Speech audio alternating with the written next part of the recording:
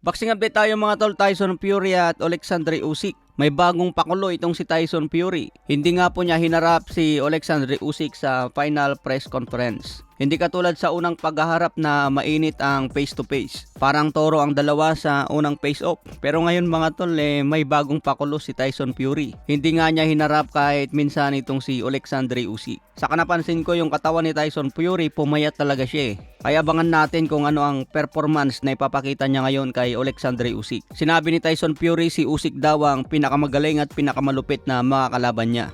Mas malupit pa kay Vladimir Klitschko at kay Deontay Wilder.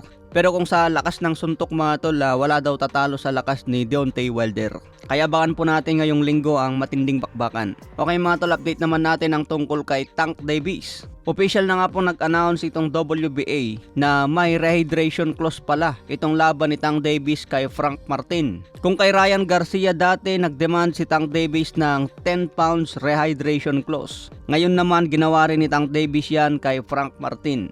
Hindi rin pwedeng bumigat si Frank Martin na lalagpas sa 12 pounds hanggang sa mismong laban. Pero paliwanag ni Tank Davis kay Frank Martin, hindi daw niya ito demand sa WBA. Hindi raw siya nag-demand ng rehydration clause. Pero pinaliwanag din ni Tank Davis na dapat lang daw na may mga rehydration clause na yan. Dahil may mga boksingero daw na sinasamantala na sobrang bigat sa mismong laban. Katulad sa naging laban noon ni Pacman kay Antonio Margarito. Napakalayo po ng agwat ng timbang sa mismong laban na. Kaya pinapaliwanag dito ni Tank Davis na dapat lang yung rehydration clause. Pero maraming fans ang nagsasabi mga tol hindi daw makukuha ni Frank Martin ang tunay na lakas. Hindi raw kasi katulad kay Tank Davis na maliit na tao. Kaya kahit hindi na ito bumigat ng timbang, natural na yung lakas niya dahil maliit nga lang siya. Hindi katulad kay Frank Martin, mas malaki. Kung ma-maximize ni Frank Martin yung lakas niya, mag-rehydrate sana ng mas mabigat na timbang. Pwede sanang ma-maximize ni Frank Martin yung lakas niya. Pero dahil nga sa 12 pound rehydration clause, hindi na pwedeng bumigat si Frank Martin. Kaya ba na lang po natin ang matinding bakbakan sa June 15. Undercard po dyan ang laban ni David Benavidez sa light heavyweight.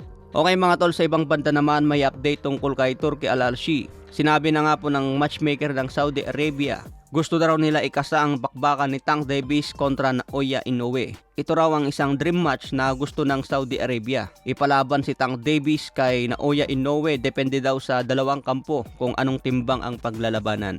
Talagang big fight ito para kay Inoue kung may ikasa. Pero kailangan siguro ni Inoue umakyat ang timbang hanggang 130 pounds. Tingin ko kakayanin ni Inoue umakyat sa ganyang timbang mga tol.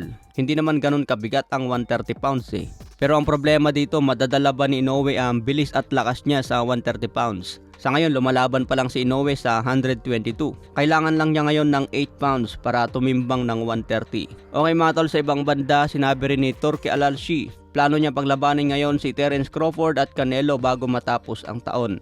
Plano raw na ikasa ang laban nila dito sa Amerika para daw magkaroon ng malaking pay-per-view. Sinabi rin ni Turki Al-Alshi na hindi raw niya babayaran si Canelo ng $200 million para labanan si David Benavidez. Hindi raw papayag sa overprice na hinihingi ni Canelo Alvarez. Masyado daw kasi itong overprice para lang labanan si David Benavidez. Kaya pinaplano ng Saudi Arabia na ipalaban na lang si David Benavidez kung sino ang panalo kay Dmitry Bivol at Artur Beterbiev.